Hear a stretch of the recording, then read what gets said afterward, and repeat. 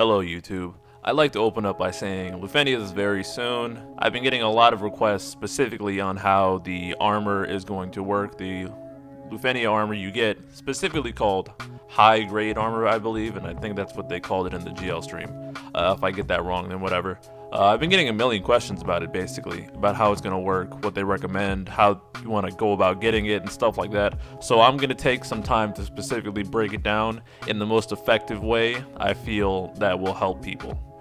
This won't include the recent armor realizations in JP, as that's like way far off. I'm going to allude to it a little in terms of not throwing any potential armor tokens away, but the details will be specifically how it releases in global, and also not including any future armor reworks either. Before we get started, as always, please like this video to help me out, spread it around in the algorithm, and subscribe to my channel for more quality content such as this. I play global and the Japanese version, both because I'm insane, and I post all my content along with other nice stuff, just like that very serious early Lufenia tier list that I'm going to plug right here. Great video. Before we go in, I'm going to ask you to leave a comment on your thoughts about Lufenia armor, stuff we're getting, and any thoughts or questions you might have. Just feel free to drop a comment and I'll be interacting with all of it. Alright, now getting right into it. What is Lufenia armor? Like I said, it's technically high grade armor, but that is not as much fun to say as Lufenia armor, so I'm just going to be calling it that. Actually no, I'll call it high grade armor. There is 5 types that I'm going to break down in a bit, but I'm going to explain a little more the generalities first. What they have in common is that they allow units to break the damage cap. This is brave and or HP damage. The difference is between the 5 armors, they go about it differently. Getting them is straightforward. You need to complete a Lufenia stage. All 3 requirements, score. You can gem revive and get the armor. That's no longer a possibility. Not like chaos. Gem revive will not cut it. Using these armors, however, is not necessary to beat content, but it is beneficial to getting the most out of your units, and it's very important to choose who you give armor wisely. Now getting into the types of armors, I'm going to break them down in terms of percents and numbers, just for the people who don't feel like doing math. It's pretty even with decimal numbers. The regular cap is 99k. I'm rounding up to 100k for ease of math and communication. So a 5% cap increase is roughly 500 more damage as a reference. All effects stack. So say if Unit A has a selfish cap up to 15% more or 1500 more damage, and Unit B provides the party 5% damage cap up, the total on A will be 20%. This also applies inside burst phases, so you can actually enable your burst attacks and finishers and the like to do more damage if you have cap breaking armor equipped. So that increases the value of burst units a lot, just if they're breaking the cap. Brave damage cap refers to the amount of brave damage you can do in one hit. So say you're doing 9,999 before, you get a 5% up, and then it'll be like 10,498. I think that's the math. I said I was going to keep it to simple, but I tried to do math in my head anyways. Disregard that. Think about how during a burst finisher they go beyond. That's the limit that I'm really talking about when I talk about brave hits going above the cap. HP damage cap refers to the amount of HP damage you can do and how high your brave on the left can get. So think about when they're doing the burst finisher and they keep going beyond 99k, that is the HP damage cap that is being raised. This also works with HP damage up. So if your HP damage cap is raised and you don't quite hit it with an HP attack, if the HP damage up modifier will allow you to get past the cap, it will go past that. So like Strelada, Gabranth, incoming Kurosame, stuff like that will help get you to the cap without necessarily reaching it. HP damage will push you. HP damage up will push you over. Like the burst finisher, it also has a specific cap. Kind of already went over that. And please be smart with your tokens, as they do become important later for armor realizations. Again, I'm not going to go into that, but it is something to be aware of. Don't just start giving everyone armor because you pulled their weapon, or else you might be sad in the future. Like me, without foresight, playing Japanese version. The names I'm using here are the translated ones from the JP side. They might not be the exact same in global, but the effects will be the same, and you'll be able to figure out the differences. And I'll be using some colloquial names too. And so let's start getting into the types of armor that you can have. Number one, offense. I think it's called Essence of Offense. It's also referred to as the DPS armor, damage dealer armor. The effects are you can go beyond the regular cap by 15%. Brave damage, which means roughly you can do about 1500 brave damage per hit, assuming you can reach that cap. And the HP damage cap is also up by 15%, so you can go beyond to 11.5k. That's pretty good. As for its practical use, this adds up over time and is largely beneficial for damage dealers, because when you enable them, they're usually the ones you expect to be hitting the cap, and that can result in a lot of extra brave and HP damage over time, especially for units that don't have that many hits, like Lightning, for example. Her hitting the cap is essential. Stacking modifiers means even bigger damage, especially if you're stacking cap breaks as well with other party-based armors. And I'd say any damage dealer going forward will enjoy having it. It was not necessary again, but it's very good, especially if they have a burst. Notable units that have the offense armor, such as Lightning, Squall, Vaughn, Arden, Noctis, you name it. People that do big damage will get this armor. Pretty straightforward. Next, we have the Inspiration armor. The effects on this are to self 5% Brave gain up, which is similar to the Diablos and Odin Brave gain passives. If you have a green number, it's going to get passively increased by 5%. Also, there is a self 10% HP damage cap up, so alone they can do about 1,000 more HP damage, so they'll like get to 10,998, I believe the actual number is. They're not getting their brave hits increased, so they're still stuck to 9,999 per hit, but they can go above that to 10,998, or basically 11. That's not a big deal because the units that have this are usually a bunch of battery units, so they're probably not hitting that cap anyways, at least for the brave hits. Honestly, this armor is hilariously lackluster and is easily the worst by far.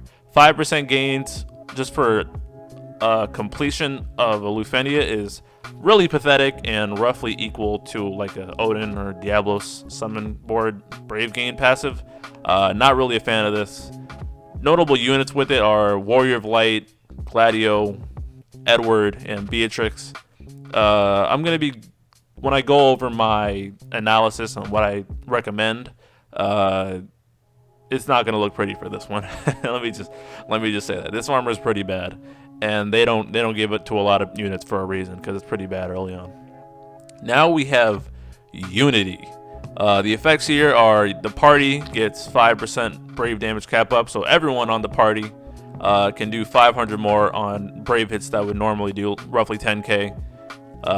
And to self the unit who has the armor, their HP damage cap will get upped by 1,000, so they'll be able to hit like 10,998. This is pretty good. It balances out, helping out the party with extra brave damage potential, while also giving them a decent HP damage up. Let's see. Usually the units that get this have an offensive side to them, but they also have some party utility as well. This armor is not very common. It's actually pretty rare, but on the units that have it, I think it's pretty good. And units that have it are people such as Kuja, Kurasame, Renoa, Desh, and Nine. Definitely a solid armor. I think worth picking up. Next, we have support armor. Oh man, I'm not a big fan of this armor. The effects are a party 5% attack up aura. Yep, just an attack aura, 5%. And also there is a party 5% HP damage cap up, so the party can roughly exceed the normal HP damage cap by roughly 500 to get to about 10,498. 5% attack aura isn't that much, and if you don't have the overflow, damage, Brave, or damage modifiers to reach that cap, then it's even more pointless, honestly. A lot of units have this armor, and I'm really not a huge fan. It seems more like a default or filler armor that they slap on units that they don't know what else to do with. Get it for units you use a lot, I guess, but I definitely don't throw this at anyone. You probably don't need it. I was pretty careless with buying these in JP, and I pretty heavily regret it. I don't plan on repeating that mistake in Global. Units that have this armor are people such as Rude, Ramza, Aerith, Pinello, and Bosch. So, kind of supporty units that already give attack auras. They're not really breaking the cap to begin with, and they're helping out slightly, but just eh. Lastly, we have strategy armor, which is also referred to as the debuff armor. The effects here are pretty unique. It has a enemy debuff aura, and it's 10% Brave, Brave, attack down, along with an aura, and hear this, 20% defense down. That's crazy. A 20% defense down on a unit just from an armor, that's pretty significant, I'd say, especially if you have multiple debuff armors on the team, which isn't really that practical, but it's a nice concept to think about. They also get 10% HP damage up, so their HP damage can exceed the 99k cap by about 1,000 to get to 10,998. No change in their Brave attack, so they're still stuck to 9,999. I think this is very solid solely because of the debuff aura. That free 20% defense down alone is a huge selling point, and the other Brave, Brave, and attack down is helpful as well for just debuff stacking, and now it's invisible. Definitely a good one. Units that have this are units such as Kefka, Amiditelian, Ultimecia, Emperor, and X-Death. So people like Kefka, for example, he's getting even more attack and defense down, which is crazy. Just crazy to think about. I think this armor is incredibly valuable. Now we're going to get into my approach. Well, more what I wish I'd done in JP and what I'm going to do in Global. And to go through that, I'm going to rank the armors. I'm going to rank the armors that I like from best to worst, and also outline why I believe that and my take on it and what I'm going to do. So first, we have the offense armor, Essence of Offense. I'd say, again, these are easily the most impactful. This is definitely number one. Damage dealer's utility is damage. I say this all the time. You want your damage dealers to do a lot of damage. Enabling those with multiple hits and modifiers to go even further can make a huge difference and has great payoff. Huge thing in JP right now is doing like burst stacking and debuff stacking in burst phase just to maximize your output, and breaking the caps is essential to this. Especially if this unit has a burst, you're going to get insane value out of these offense armors. I say if you plan to use a damage dealer more than once or twice, definitely give them the offense armor, because you're going to reap a lot of benefits from it. Next in my ranking, I put number 2 with strategy, but this is close behind offense. This is, again, the debuff armor. I can't say it enough. A free 20% defense down aura is hilariously good. I'm still shocked that they even gave that in the first place. These unfortunately aren't super frequent. There's not many units that get this debuff armor, the strategy armor, but definitely effective. I recommend picking up these. If you get a unit that can use this, I'd grab it, absolutely. Additionally, getting into the armor reworks and realizations down the road, this armor does get reworked to allow them to break the Brave damage cap from the jump, on top of getting the additional remaining debuff auras. That's insane value. Definitely a great armor. Not too far off from the offense one. Next and third, we have Unity. This is the middle of the road. I think these armors are good because they help other teammates break the cap, and the units that get them, like I said, usually have a bit of offense of their own, so they can reach the cap sometimes. But really, the big part is that they help out the rest of the party reach a brave cap. That's great to me. I don't have much to say except that I think they're solid. If you're gonna get one, get it for Kuja so you can farm summon boards faster. Your friends who pick up Kujas for farming will appreciate it when both your Kujas can help increase the cap and your LD can do more damage.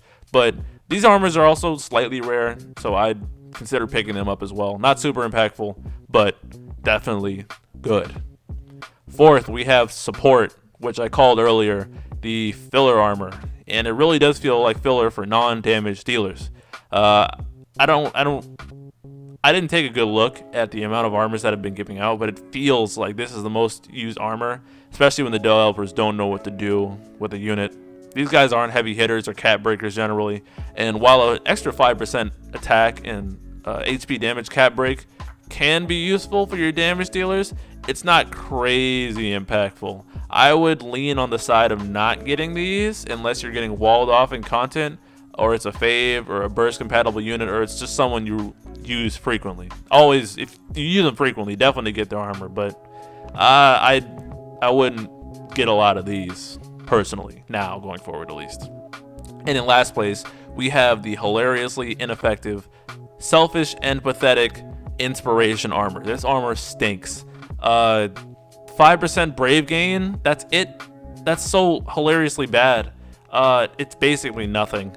Gladio has this armor, which is hilarious, and even on him I think it's a waste, because even though like half of his damage comes from brave gains, 5% really, I mean, if you're gonna get an inspiration armor, get it for Gladio and Gladio only. Don't get it for Warrior Light, don't get it for Beatrix, don't get it for none of them, because it's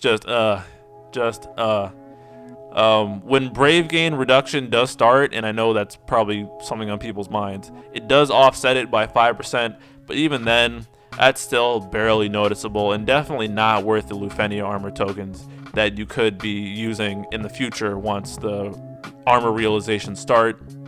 Do what you like. I mean, this is, again, my opinion. If you're going to grab it, just grab it for Gladio. Now, I will note that this armor did get reworked once armor realization started, and that 5% brave gain from the armor got ramped up to 30%, which is hilarious. Now it's good now. It's real good now. But it being good now in JP currently does not justify getting it in its 5% pathetic state in global. So really hold off. Seriously negligible. Don't. Ugh. And I think that's it. I think I got everything. I didn't talk for too long. I hope this was informative and I covered the most important parts. If you like what you saw, leave a like on the video. This will help spread it around with the algorithm and the like. Subscribe for more great stuff. Let me know in the comments what you think about the armors, any questions you might have. I'll be interacting. And I'll catch you guys in the next one. Thanks for watching. Peace.